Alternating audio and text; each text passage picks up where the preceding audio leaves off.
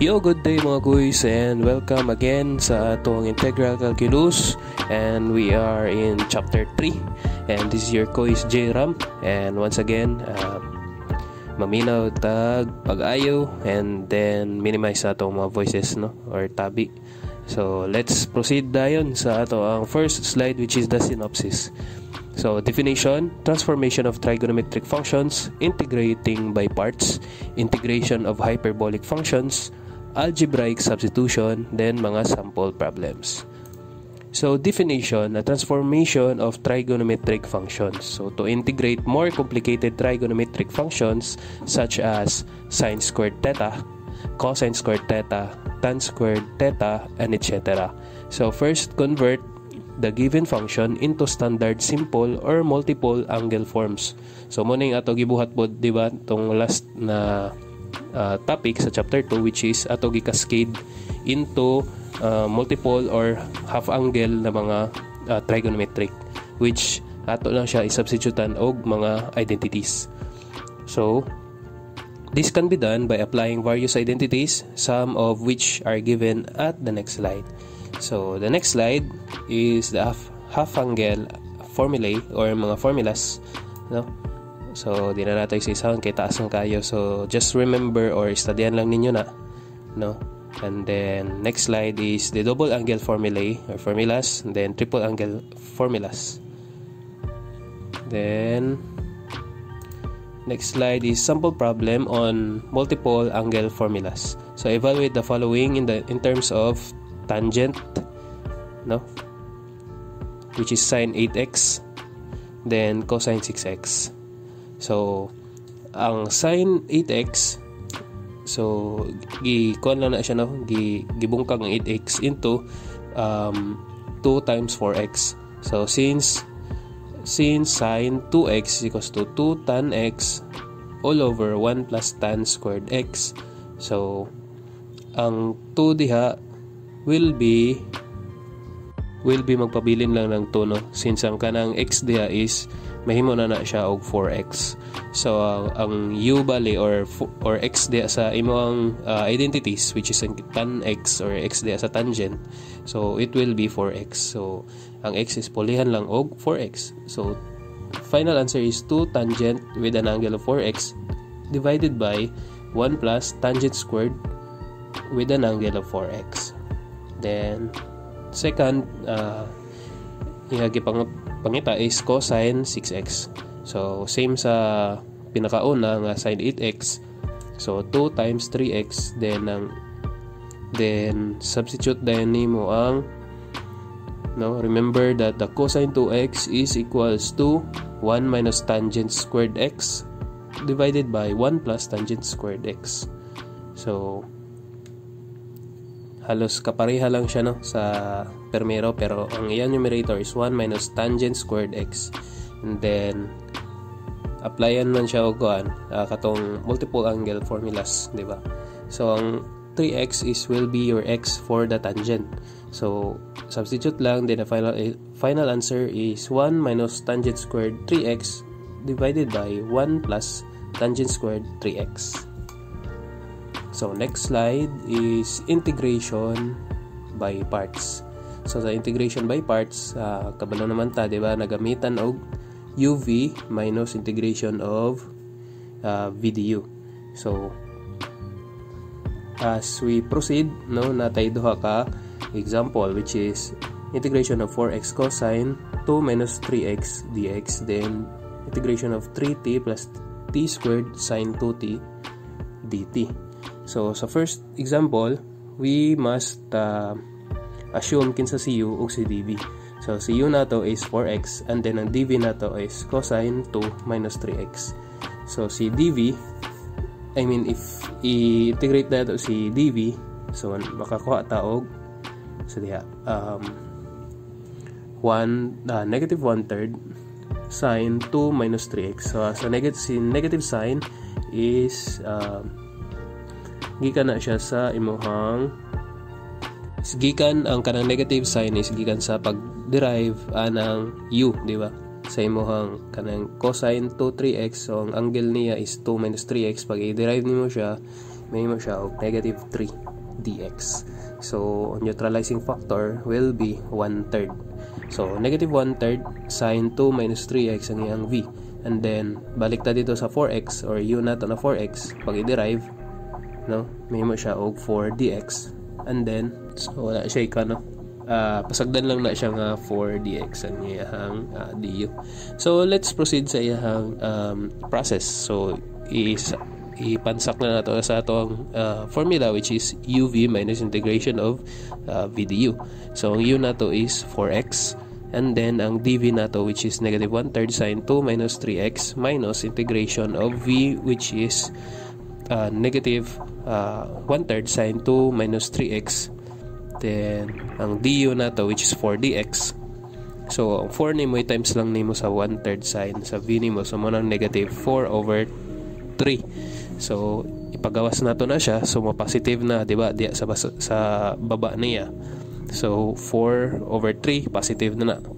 So ang 4x pod dito sa right, sa left na sa atong equation or sa atong process, so mora gyapon i-distribute na siya sa negative 1/3 sine 2 minus 3x. So negative 4/3 x sine 2 minus 3x, and then integration sa sine will be positive cosine.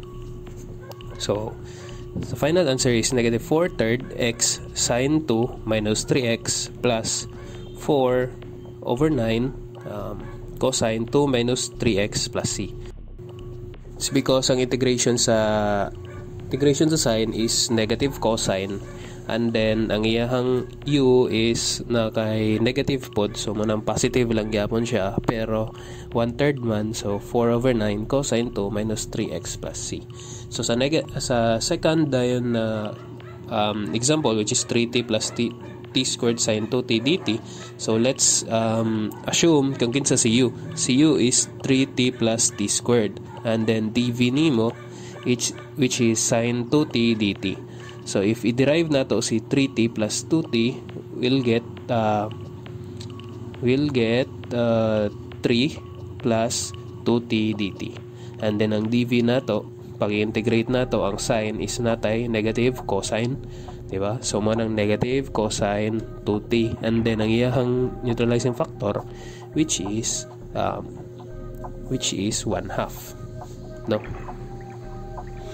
So ato na din na siya isalpak sa atong formula, which is uv minus v du, no? So negative 1/2, no, 3t plus t squared cosine 2t plus 1/2 integration of 3 plus 2t cosine 2t dt. So pag-abot diha, so di man nato siya ma-direct o kuan, di ba, integrate, kay ang u nimo is 2t lang, di ba? If i-derive nimo 2t, may mog 2 dt. Pero di na siya masatisfy ang imuha na bilin sa imuhang pangutana, which is the 3 plus 2t. So kana siya is gamitan na pod nato og by parts na pod, di ba? Otrohon na pod nato na siya og integrate or by parts. So ang u nato diha is 3 plus 2t, and then ang dv nato is cosine 2t dt. And then i-integrate nato si dv, makakuha na pod ta og 1/2 sine 2t, since ang cosine 2 dt pag i-integrate nimo kay positive sine 2t. So salpak na nato sa tong equation, no? So negative 1/2 3t plus t squared cosine 2t, which is katong old, no, or tong karaan, and then plus kaning imuhang bag-o karon na by parts, no, since ang 1/2 is kuan na siya kanang i-distribute, so 1/2 times kaning 1/2 3 plus 2t, so uv, so 3 plus 2t sine 2t na pod, di ba, uv minus v du, which is ang iyahang integration of sine 2t. So ang VDU, di ba? So 1/2 sine 2t times 2 dt. So makancel ang 2. So manang nabilin na lang diha is sine 2t dt. So negative 1/2 3t plus t squared cosine 2t plus 1/2 times sa 1/2 times 3 plus 2t sin 2t plus sa integration sa sign is positive ba or negative. So integration sa sine will be negative cosine. So negative cosine, so positive na siya, cosine 2t. So taron lang na siya to get the final answer, which is negative 1/2 3t plus t squared cosine 2t plus 1/4 3 plus 2t sine 2t plus 1/4 cosine 2t plus c. Now, we will proceed sa hyperbolic. So, sa diffcal, if na ay hyperbolic, then sa integral, naputay hyperbolic. So, hyperbolic functions have properties analogous to those of trigonometric functions, and they are defined in terms of powers of e. So, kay samples diri, di ba? So, hyperbolic sin x is equals to e raised to x minus e raised to negative x over 2. And then, hyperbolic cosine x is equals to e raised to x plus e raised to negative x over 2. And then, hyperbolic tangent x is equals to sine or hyperbolic sine h or x rather over hyperbolic cosine x is also equals to e raised to x. And then, so on, no? So, inyo lang na siya tanawan kaninga table. So, next slide is the hyperbolic functions have identities that are similar to those trigonometric functions. So, if ang trigonometric functions nato is na identities, so mopod na ang hyperbolic pod. So, timanan lang ninyo na natay cos squared x minus sine squared x is equals to 1 or 1 minus tan or hyperbolic tan squared x is equals to secant or hyperbolic secant squared x, so on. So mana siya there.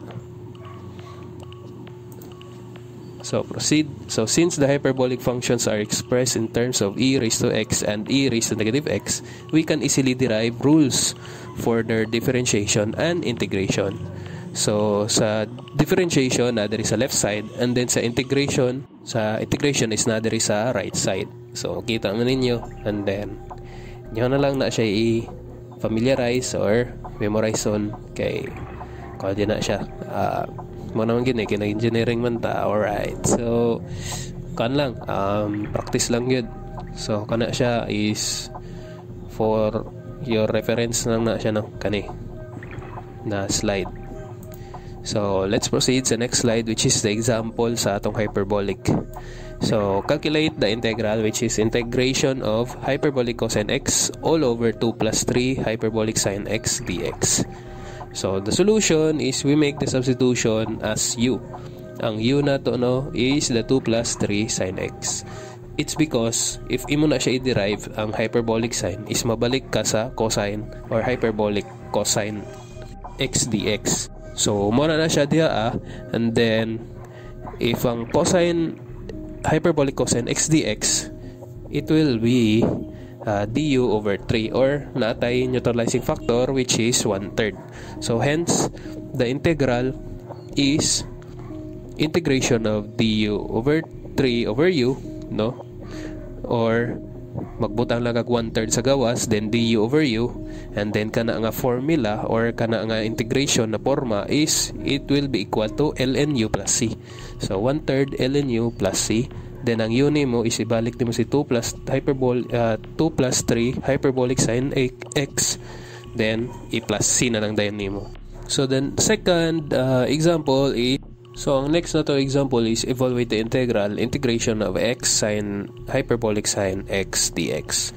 So we use the integration by parts and we will kanang let no kung kinsa si u kinsa si dv. Then ang u na to is x and then the dv is sine x dx. So sine x dx siya man natong dv, so if i-integrate na to siya na kay negative cosine or nakay kuan ay cosine na din kay kabaliktaran lahi man din ang hyperbolic. So ang integration sa imong sine or hyperbolic sine is equals to hyperbolic cosine x, and then ang u pod niyo pag i-derive, so nakay dx. So hence the integral is x sine, hyperbolic sine x dx is equals to u na to, which is ang x, ang dv na to is hyperbolic cosine x, minus integration of v du, which is ang v na to is hyperbolic cosine x, then x na to is katungkuhan u, di ba? V du. So the final answer will be x hyperbolic cosine x minus hyperbolic sine x plus c. So let's proceed sa kano. So muna tong final answer, x hyperbolic cosine x minus hyperbolic sine x plus c. So proceed ta. So another example, which is integration of e raised to x then times sine or hyperbolic sine x dx. So natay kuan na ni identities bale na hyperbolic sine x is equals to e raised to x minus e raised to negative x over 2. So we will substitute lang na siya dito sa ato ang question, and then ang 2 niya is mahimo siya constant na siya, so ato na siya ipagawas. So mo nang 1/2 no diri sa pinakababa na nata sa pinakababa. So 1/2 integration of e raised to 2x minus 1. Ganong minus 1 man, since ang e raised to x pag i-times nimo sa e raised to x, ang ilalang exponent ang ma-add. So mo na siyang e raised to negative e raised to 2x. Pero diri sa isa kaning negative x, so 1 minus 1, so it will be equals to 0. So bali e raised to 0x. So pag i-cycle po na nimo, ang e raised to 0 will be equal to 1. So mo na siyang e raised to 2x minus 1. And then pag i-integrate naman siya, isa-isawan nimo na siya. So 1/2 times ang integration sa du is eu plus silang gyapon. So ang u nimo is 2x. Pag i-derive nimo siya nakay 2 dx. So mo nang nakay another 1/2 na pod na neutralizing factor. So it will be 1/4 no. And then integration sa x will be dx will be, or 1 dx will be x plus c. So ano ni siya, ang final answer is e raised to 2x over 4 minus x over 2 plus c. So next slide is the algebraic substitution. Sa algebraic substitution, it is a change in the variable will often reduce an integral to one of the basic formulas. Such a change in variable is called substitution, and if it involves only an algebraic terms, then it is called algebraic substitution. So the substitution will always eliminate radicals when integrand is of radical sign. So a radical sign is kana mga square root, cube root. So if na kayo makita nin ana, so algebraic substitution will be effective, no? So example na yun ta. So integration of 3t raised to negative 4 2 plus 4t negative 3 raised to negative 3, then i-raise pa siya negative 7, and then dt. So not just na naakay ko ka integration, or I mean if naakay radical sign or square root, so applicable po din siya sa uban, no?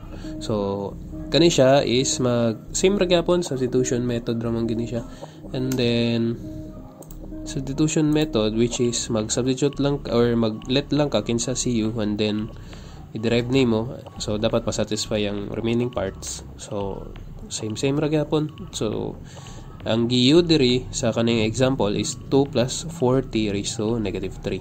So once i-derive nimo na siya, you will get negative 12t raised to negative 4, since negative 3 plus 1 naman negative 1 man na siya, minus 1. So nakay kanang adiyo. And then ang remaining part sa imong question, which is 3t raised to negative 4 dt. So need nato na siya i-satisfy. So unsaon man nato diya. So ang negative 12 is i-divide nato og 4. So to get the 3t negative 4 dt. So nanakay negative 1 over 4 na neutralizing factor. So negative 1/4 na munang nasa gawas, integration of u raised to negative 7 du. So using general rule or the power rule sa atong integration, so negative 7 plus 1 over negative 6 plus 1. So ang answer is negative 6 over 6. So i-times nato siya sa negative 1/4. So it will be positive. So 1 over 24 times u raised to negative 6 plus c. So i-substitute balik na to itong u. Nagilet na to gayon na. So the answer will be 1 over 24 times 2 plus 40 negative 3 then raised to negative 6 plus c. And then natay isa ka example na pod. So integration of secant with an angle of 1 minus z tan 1 minus z dz. So the u na to there is 1 minus z. Pag i-derive na kay negative dz, then the dz para ma-positive ibutang na to ang negative sign dito sa pikas. So negative du. So the answer will be, or the process will be, negative integration secant u tangent u du is equals to negative secant u plus c. So ang u lang nato diya is 1 minus z. So the final answer will be negative secant with an angle of 1 minus z plus c. So napay isa ka example, which is integration of 6 all over 7 plus y squared dy. So we all know that derivation of tangent, or the inverse tangent u is equals to, so derivation value, so 1 over 1 plus u squared. So ang kaning imuhang 6 over 7 plus y squared, no, gisubstitutan lang nato siya og 1 plus u squared. So ang kuan diya, so kana siya is gipagawas lang natong 7, no, then 1 plus 1 over 7 y squared. So kana siya is na-satisfy lang nato ang derivative sa inverse tangent, di ba, na 1 plus u squared. So ang u nimo diha is the kaning y squared. So if mag times kag 7 sa gawas, so mabalik yapon siya sa original niya nga question, which is 7 plus y squared ang iyang denominator. So kanang 7 is gipagawas lang. So 6 over 7 gipagawas, then it will be the integration of 1 over 1 plus 1 over 7 y squared dy. So let's do one more to rewrite the integrand. So it will be 6 over 7 integration of 1 over 1 plus y over square root of 7. Since pag imo na siya i-distribute ang squared or iyahang power, so it will be equal gyapon sa katong primero nato nga 1 plus 1 over 7 y squared, di ba, kay y squared na, and then makancel ang katong kaning iyahang radical sign sa 7, which is may positive or mabalik siya sa 7 rather. So the following substitution will work on us by having u is equals to y over square root of 7, no. So maparehas na siya sa inverse tangent na derivative, di ba, 1 over 1 plus u squared. So ang u nato is y over square root of 7, and then pag i-derive nimo siya, so it will be what, 1 over square root of 7 dy, since ang 1 over square root of 7 is a constant. So since dy raman ang nasa atong pangutana, so ato na siya ibalik sa pikas. So mahimo siya og neutralizing factor, which is the square root of 7. So square root of 7 times 6 over 7 integration of 1 or du over 1 plus u squared. So it will be 6 over square root of 7 tangent negative 1 or arctan u plus c. And then ato din i-substitute ang value sa atong u, which is y over square root of 7. So the final answer will be 6 over square root of 7 tangent negative 1 with an angle of y over square root of 7 plus c. So that would be all, guys, now, and thank you for listening and watching. Alright.